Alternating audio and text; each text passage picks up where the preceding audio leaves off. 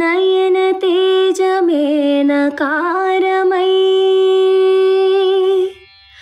మనోనిశ్చయం మకారమై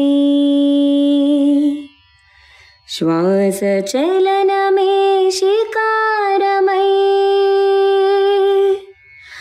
వాంఛితార్థమేవ కారమై యోచన సకలము యకారమై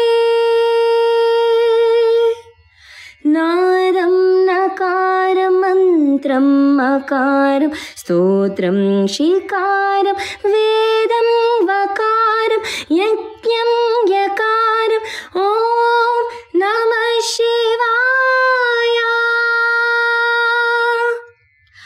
ఓం నమః శివాయ ఓం నమః శివాయ.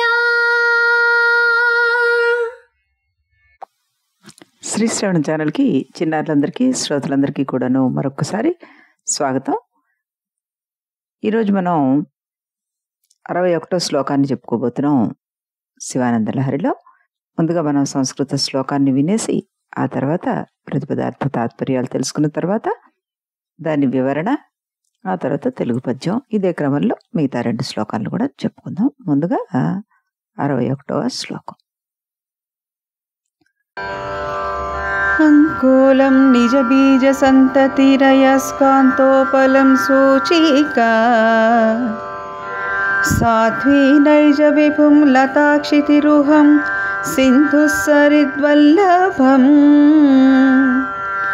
ప్రాప్నోతిహ యథా తథా పశుపతేః పాదారవిందద్వయం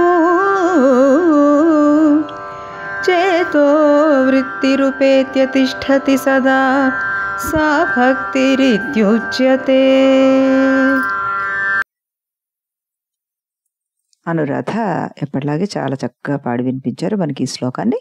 మరోసారి ఆవిడికి అభినందనలు తెలుపుతూ దీని ప్రతిపదార్థాన్ని తెలుసుకుందాం. ఇహ ఈ లోకమునందు నిజ బీజ సంతతి తన గింజల రాశి, అంకోలం ఊడుగ చెట్టును, సూచిక సూది, అయస్కాంతోపలం సూదంటు రాయిని, సాధ్వి పతివ్రత, నైజ విభుం తన భర్తను, లత తీగ, క్షితిరుహం క్షితిరుహం అంటే వృక్షాన్ని, సింధుహు నది, సరిద్వల్లభం సముద్రమును, యథ ఏ ప్రకారముగా, ప్రాప్నోతి పొందుతోందో, తథ ఆ ప్రకారముగా, చేతోవృత్తి చిత్తవృత్తి, పశుపతే ఈశ్వరుని యొక్క, పాదారవింద ద్వయము పాదకమల యుగళమును, సదా ఎల్లప్పుడును, ఉపేత్య పొంది, తిష్టతి ఉండుట ఏది కలదో, సా అది, భక్తిరితి భక్తి అని, ఉచ్యతే చెప్పబడుతుంది అంటున్నారు. ఈ ఊడు గింజల చెట్టు అంటున్నారు ఇందులో, అదేంటో చూద్దాం మనం. దీని తాత్పర్యాలు వస్తుందో. అంకోల వృక్షము అంటే ఊడుగ చెట్టు అంటుంటారు. రాలిపడిన బీజాలు మళ్ళీ చెట్టును అంటుకుంటాయి అన్నమాట. ఇది సూది అయస్కాంతాన్ని, పతివ్రత తన భర్తను, లత చెట్టును, నది సముద్రాన్ని చేరినట్లుగా ఈ మనోవృత్తి శివుని పాదార విందాలను చేరి స్థిరంగా ఉంటే అది భక్తి అనబడుతుంది అంటూ చాలా చక్కగా సింపుల్గా మనకి చెప్పేశారు ఇందులో. మరి దీని వివరణ ఎలా ఉందో చూద్దాం. భక్తి అంటే ఏమిటో తెలుసుకోవాలన్న కుతూహలం ఉండాలే కానీ ప్రపంచంలో ఎన్నో రకాలుగా ఈ భక్తి వ్యక్తం అవుతుంది. ఆ భక్తిలో కూడా మనకి ఎన్నో వ్యత్యాసాలు, వైవిధ్యాలు ఉంటాయి.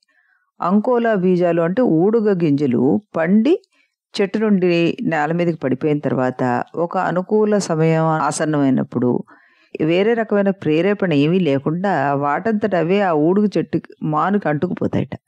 అంటే తాము చేరవలసిన చోటు వాటికి తెలుసు అన్నమాట. ఇది సామీప్య ముక్తిని సూచించే భక్తి దర్శనం. దగ్గరలో ఏదన్నా సూదంటు రాయి అంటే మనం అయస్కాంతం అంటుంటాం కదా, మ్యాగ్నెట్ ఉంటే గనక సూది ఇతర త్రోవలు పట్టకుండా ఏదో కొంప మునిగిపోయినట్లుగా ఆత్రంగా తిన్నగా వెళ్ళి ఆ రాయిని అతుక్కుపోతుంది. అంతేకాదు ఆ సూదంటు రాతి ఆకర్షణ ధర్మాన్ని కూడాను ఇది పొందుతుంది అనమాట. ఇది సాలోక్య ముక్తిని సూచించే భక్తికి దర్శనం అంటున్నారు. మరి మరో ఉదాహరణలో ఏం చెప్తున్నారు మనకి, పతివ్రత శిరోమణి తన భర్తను ఆశ్రయించుకుని ఉంటూ అతని తోడే తన జీవితానికి అర్థము పరమార్థం అని నమ్ముతూ ఎప్పుడూ విడవకుండా కనిపెట్టుకుని సహధర్మచారిణి ధర్మాన్ని నిర్వర్తిస్తుంది. ఇది కూడా సామీప్య సాలోక్యాలను సూచించే భక్తికి దర్శనం. అప్పుడే చిగురు వేస్తున్న తీగ ఒక చెట్టును కానీ వెదురు కర్రను కానీ ఆశ్రయం చేసుకుని వదలకుండా దాని చుట్టూ పైకి పైకి పాగుతుంటుంది. చివరికి పువ్వులను ఫలాలను పొంది ప్రపంచానికి సమర్పిస్తుంటుంది. ఇది కూడా సామీప్య ముక్తిని సూచించే భక్తికి దర్శనం అంటున్నారు. మరి ఎక్కడో పుట్టి ఎక్కడెక్కడో ప్రవహించి నదులు చిట్ట చివరికి తమ లక్ష్యాన్ని గుర్తుపెట్టుకొని సముద్రాన్ని చేరి దానిలో లీనమైపోతాయి. తమ అస్తిత్వాన్ని కూడా అవి కోల్పోతాయి. నది నీళ్లు తీయగా ఉంటాయి మామూలుగా బయట మనకి, కానీ అవి సముద్రంలో కలవగానే ఉప్పుగా అయిపోతాయి అన్నమాట. అంటే సముద్ర లక్షణాన్ని రూపాన్ని కూడా పొంది తమకి నామరూపాలంటూ లేకుండా కోల్పోయి ఆ సముద్ర నామంతోనే సముద్ర లక్షణంతోనే వ్యవహరించబడతాయి. ఇది సాయుజ్య ముక్తిని సూచిస్తోందనమాట. ఇది భక్తికి దర్శనం.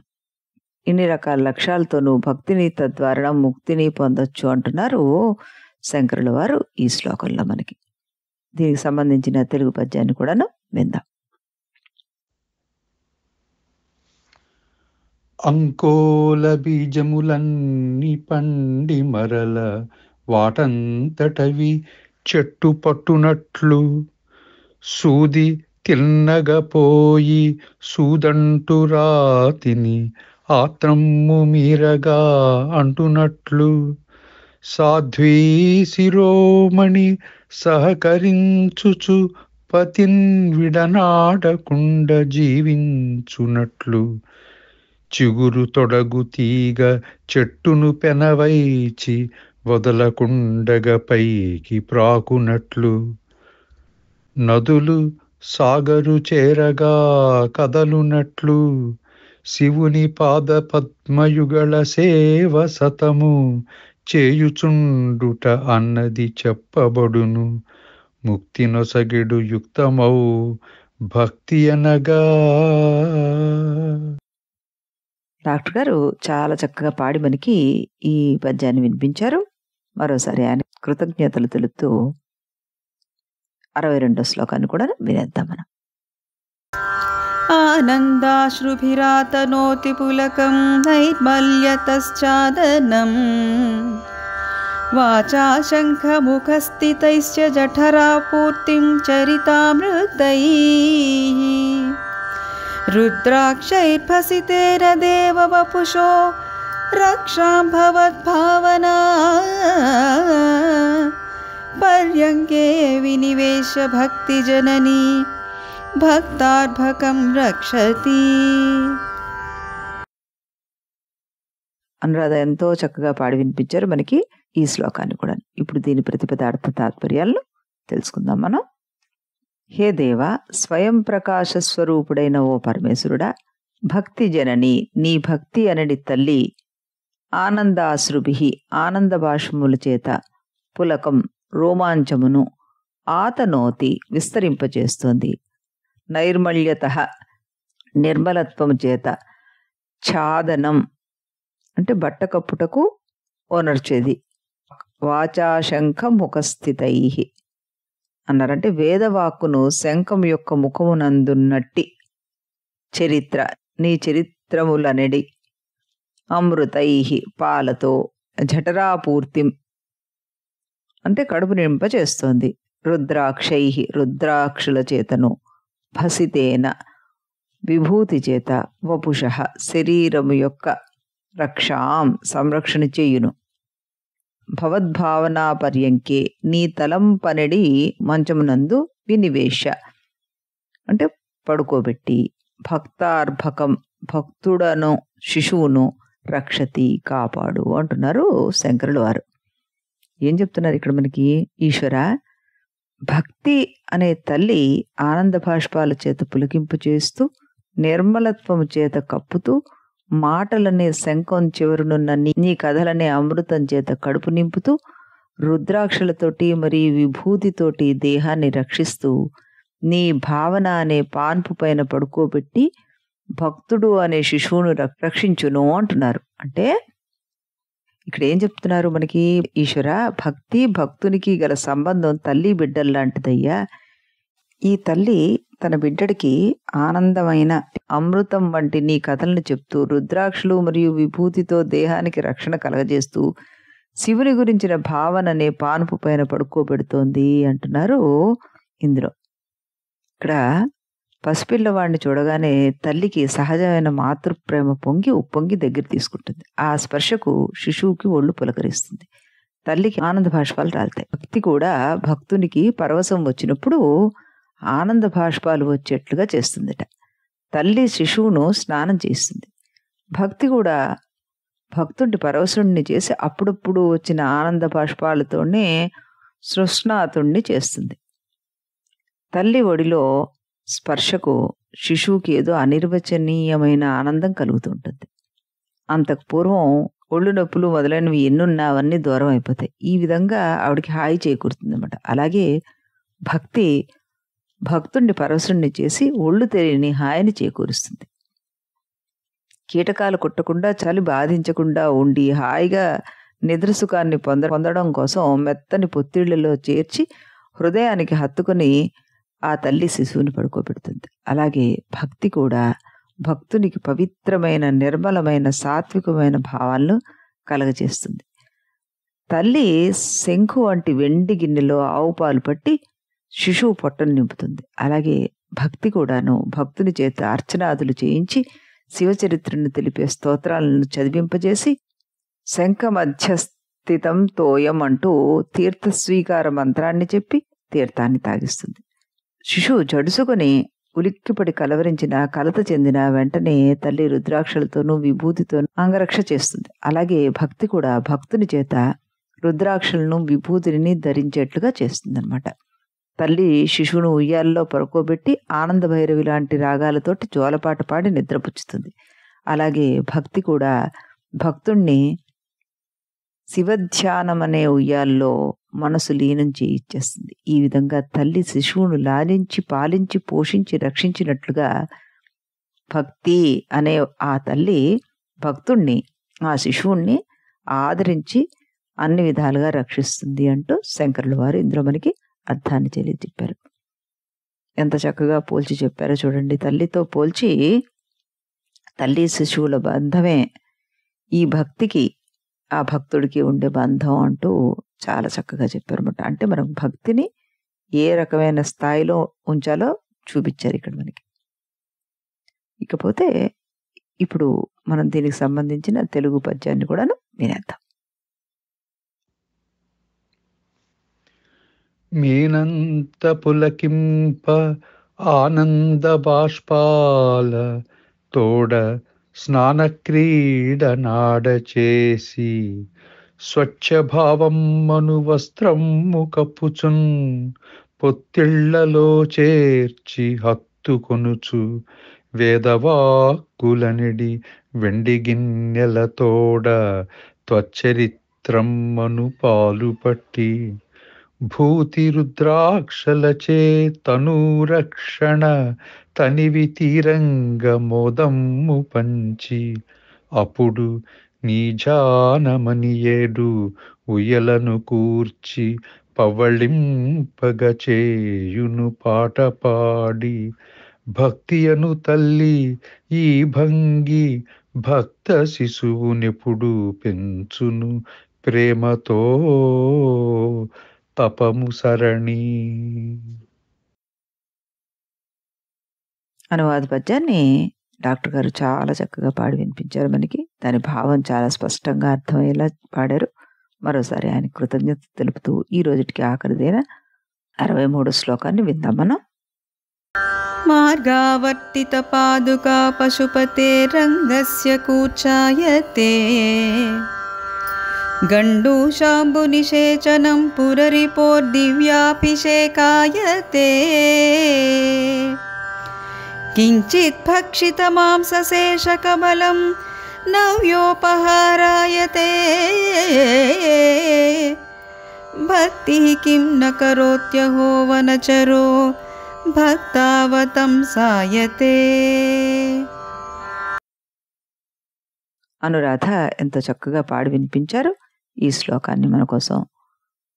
ఇప్పుడు మనం దీనికి సంబంధించిన ప్రతిపదార్థాన్ని విందాం. పశుపతేహ శివుని యొక్క అంగస్య అవయవానికి మార్గావర్తిత పాదుక పలుమారు దారి నడిచిన పాత చెప్పు కూర్చాయతే చీపురైపోయింది.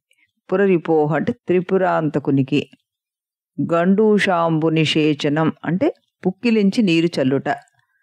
దివ్యాభిషేచయతే అంటే గంగాజలముతోడి అభిషేకమైంది. కించిత్ భక్షిత మాంసశేష కబళం కొంచెం తినగా మిగిలిన మాంసపు తునక. నవ్యోపహారయతే అంటే క్రొత్తగా నివేదన ద్రవ్యమగుతున్నది ఇది అని చెప్తున్నారు. వనచరహ కిరాతుడు భక్తావతం సాయతే ఉత్తమ భక్తుడు అవుతున్నాడు. భక్తి భక్తి కిం నకరోతి ఏమి చేయదు. ఆహా ఎంత విచిత్రం అంటున్నారు. అంటే ఇక్కడ మనకి భక్త కన్నప్ప గురించి చెప్తున్నారు అనమాట. ఈ భక్త కన్నప్ప చేసిన పూజా విధానాన్ని గమనిస్తే అడవి మార్గంలో అదే పనిగా నడిచి అరిగిపోయిన ఆయన పాదరక్షణతోటి శివుణ్ణి తుడిచాడు. దాన్నే కుంచెలాగా వాడాడనమాట. నోట్లో నీళ్లు పుక్కిలించి ఆ నీరు ఈ త్రిపురాసుర సంహారి అయిన శివుడికి దివ్యాభిషేకంగా చేశాడు. ఎంగిలి చేయబడిన మాంసం నైవేద్యంగా పెట్టాడు. అయినా సరే భక్తి ఉంటే జరగందంటూ ఏమైనా ఉంటుందా? ఆ భక్తితోనే ఆ బోయవాడు పరమ భక్తుడయ్యాడు కదా, ఆయన భక్త శ్రేష్ఠుడయ్యాడు కదా అంటున్నారు ఇక్కడ.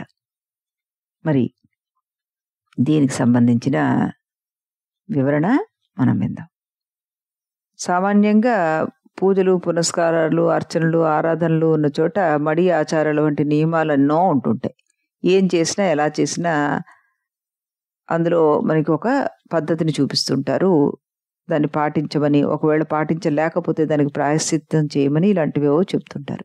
నిజమైన భక్తికి ఇలాంటి మడి ఆచారాలతోటి నియమ నిబంధనలతోటి వేటితోటి సంబంధం లేదు.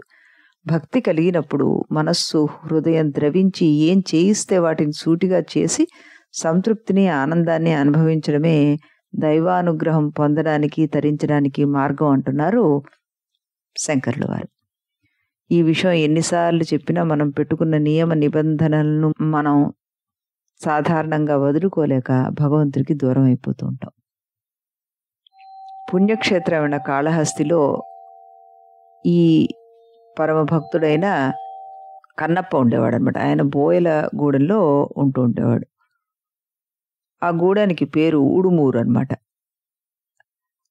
ఇద్దరు దంపతులు శివభక్తులు. వారికి పుట్టాడు ఈ తిన్నడు. సూటి ప్రవర్తన కలిగి ఉండే అతనికి తిన్నడు అనే పేరు కూడాను సార్థకం అయిపోయింది. తల్లిదండ్రుల నుంచి శివభక్తి వారసత్వంగా అతనికి వచ్చేసింది. ఒకనాడు ఆ అడవికి వేటకు వెళ్ళినప్పుడు ఒక అడవి పంది అరుస్తూ ఒక పొదలో దూరి కనబడకుండా అంతర్ధానమైంది. తిన్నడు దానికోసం వెళ్ళి వెతుకుతూ ఉంటే ఆ పొదల మధ్యలో ఒక శివలింగం కనబడింది. ఆ శివలింగంలో సాక్షాత్తు శివుణ్ణి చూశాడు తిన్నడు. ఇద్దరు మనుషులుంటే ఎలా మాట్లాడుకుంటాం, ముఖాముఖి ఆ శివలింగంతో ఏవో మాట్లాడుతూ కబుర్లు చెప్పేస్తున్నాడు, పూజలు చేసేస్తున్నాడు. శివుడికి ఆకలి వేస్తోందేమోనని మాంసం ముక్కను ఆకులో పెట్టి అక్కడ ఉంచాడు. ఓ చేత్తో పట్టుకుని రెండో చేత్తోటి అడవి పూలు బిల్వదళాలు పట్టుకుని నోటి నిండా నీళ్లు పుక్కిటి పట్టి తిన్నగా శివలింగం దగ్గరికే వచ్చేసి చేతుల్లోని ద్రవ్యాలు కింద పెట్టకుండా కాలి చెప్పుతోటి శివలింగం పైన పడ్డాయండి ఎండుటాకులను పండుటాకులను చీపుడితో ఊడ్చినట్లుగా ఊడ్చేసి తన పుక్కిట్లో ఉన్న నీటితోటి ఆ లింగం పైన ఉమ్మేసి కడిగేశాడు. దళాలను పూలను పైన వేసి పూజించేశాడు. తొప్పలోని రుచి చూసిన మాంసాన్ని నైవేద్యంగా పెట్టేశాడు. శివుడు తినకపోతే బతిమలాడుకున్నాడు. ఇది శివుడికి తిన్నడు చేసే పూజ. మనం కనుక ఈ పూజ చూస్తే అక్కడికక్కడే ఆ తిన్నడికి ఏదో ఒక దండన విధించుండేవాళ్ళం. కానీ మరి ఈ శివుడు ఇవేమీ పట్టించుకోలేదు. ఒకరోజు శివుడు తిన్నడిని పరీక్షిద్దామని తన ఒక కంటి నుండి నీరు కార్చాడు. తిన్నడు ఆ కన్ను ఆ విధంగా ఉండడం చూడలేక వెంటనే అడవిలోని కొన్ని చెట్ల ఆకులు రసాలు తెచ్చి వైద్యం చేశాడు. ఆయన నీరు రావడం తగ్గలేదు. పైగా ఈసారి రక్తం కూడా రావడం ప్రారంభించింది. ఈ రక్తాన్ని ఆపడానికి ఎన్నో ప్రయత్నాలు చేశాడు ఆయన. అయినా రక్తం కారడం ఆగట్లేదు. అప్పుడు శివుడి కంటిని ఊడబెరికి తన కన్నును ఒకదాన్ని తీసి అక్కడ పెట్టాడు. ఇంతలో రెండో కన్ను నుంచి కూడా రక్తం కారడం మొదలుపెట్టింది. ఈసారి కూడా ఇదివరకు లాగానే తనకున్న ఆ రెండవ కంటిని శివుని రెండవ కంటి స్థానంలో పెడదామనుకుని శివుని కంటిని ఊడబెరికాడు. తన కన్నుతో బాణాన్ని తీయబోతూ ఈ కన్ను కూడా తనకు లేకపోతే గుడ్డివాడై శివుడు ఎక్కడున్నాడో, ఆ శివుడికి కళ్ళు ఎక్కడున్నాయో కూడా తెలియకుండా తికమక పడాల్సి వస్తుందని రక్తం కారే శివుని రెండో కంటిని స్థానం వద్ద తన కాలి బొటన వేలుని గుర్తుగా ఉంచి తన రెండవ కంటిని తీసి దాని స్థానంలో పెట్టడానికి ఉద్యుక్తుడయ్యాడు. అప్పుడు శివుడు వెంటనే ప్రత్యక్షమై, నాకు కన్నును అప్పగించి రక్షించిన తిన్నడివి, ఈ రోజు నుంచి నువ్వు కన్నప్పగా ఖ్యాతి పొందుతావు. నువ్వు తినకుండా నాకు నైవేద్యం పెడితే నేను తింటానా అని చెప్పి నైవేద్యం ఆరగించకుండానే అంతర్ధానం అయ్యాట. ఆ శివుడే కాళహస్తీశ్వరుడు. అప్పటి నుంచి కన్నప్పకు నైవేద్యం పెట్టిన తర్వాతనే కాళహస్తీశ్వరుడికి నైవేద్యం పెట్టే ఆచారం ఇప్పటికీ అక్కడ కొనసాగుతూ ఉంటుంది. ముక్కంటినే ముగ్ధుణ్ణి చేసిన ఆ మూఢ భక్తి ఎలాంటిదో ఆలోచించాలి మనం. ఒకరి భక్తిని పూజని మరొకరు విమర్శించకూడదు. ఎవరికి తోచిన మార్గంలో వారిని అర్చన చేసుకొని ఇవ్వాలి. భక్తి ప్రధానం కానీ తంతు తతంగం మంత్రం తంత్రం కాదు ముఖ్యం అంటూ తెలియజేసేది ఈ శ్లోకం అన్నమాట. ఇప్పుడు దీనికి సంబంధించిన తెలుగు అనువాద పద్యాన్ని కూడా విని ఆనందిద్దాం. సకల మార్గములు సంచరించిన చెప్పు శివ శరీరము పైన చీపురయ్యే, పుక్కిలించిన నీరు పురహరునకు పుణ్యతీర్థాభిషేకమై దివ్యమయ్యే, సగము తినిన మాంస శకలము తిన్నగన్ నవనివేదనమౌచు భౌని జేరే, ఆదిదేవా కాళహస్తీశ్వరా శివా త్రిపురహరా విభో దేవదేవా, వనముల చెరియించు మృగజీవముల నెల్ల రహితమునరింపచూచు కిరాతుడొకడు, పరమ భక్తాగ్రగణ్యుడై తిరము వెలిగే, ఏమి వింత భక్తికి అసాధ్యము ఏమీ కలదు. డాక్టర్ గారు చాలా చక్కగా పాడి వినిపించారు మనకి పద్యాన్ని కూడాను.